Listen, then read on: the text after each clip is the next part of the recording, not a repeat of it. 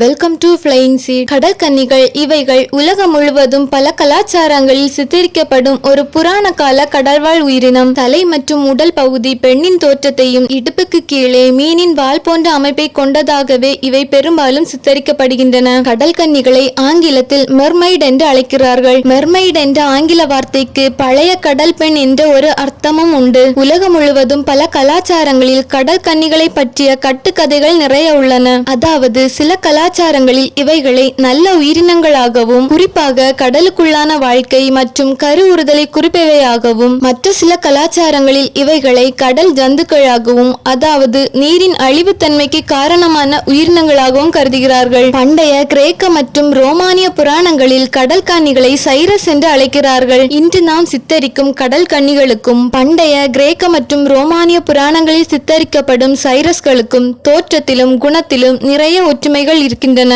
இருப்பினும் இவை இரண்டும் இப்போது தனித்தனி இன குழுக்களாகவே சித்தரிக்கப்படுகின்றன. கிழக்கு ஐரோப்பியர்கள் கடல் கன்னிகளை ருசல்கி என்ற பெயரில் அழைக்கிறார்கள். ஆரம்ப காலத்தில் கிழக்கு ஐரோப்பியர்கள் கடல் கன்னிகளை நல்ல ஆன்மாக்களாகவே கருதினார்கள். ஆனால் 1800களுக்கு பிறகு இவைகளை நீரில் மூழ்கி வன்முறையில் இறந்து போன பெண்ணின் ஆவிகள் என்றும், இதனால் தான் இவைகள் கோபத்திலும் சோகத்திலும் ஆண்களையும் குழந்தைகளையும் நீருக்கு அடியில் இழுத்து சென்று கொல்வதாக நம்புகிறார்கள். அயர்லாந்தில் கடல் கன்னிகளை மெரோஸ் என்ற பெயரில் அழைக்கிறார்கள். பெண் மெரோக்கள் அழகான வசீகரிக்கும் தோற்றத்துடனும் நீண்ட பச்சை நிற கூந்தலை உடையதாகவும் சாந்தமான குணத்துடன் இருப்பவையாகவும் நம்பினார்கள். அதே நேரம் அவற்றின் இணையான ஆண் மெரோக்கள் கொடூரமான தோற்றத்திலும் இரக்கமில்லாத குணத்திலும் சித்தரிக்கப்படுகின்றன. தென்கிழக்கு ஆசிய நாட்டுப்புற கதைகளில் கடல் கன்னிகளை சொன்னமாச்சா என்ற பெயரில் அழைக்கிறார்கள். சொன்னமாச்சா என்ற பெயருக்கு தங்க மீன் என்ற பொருளும் உண்டு. ராமாயண இதிகாசத்தில் சொன்னமாச்சா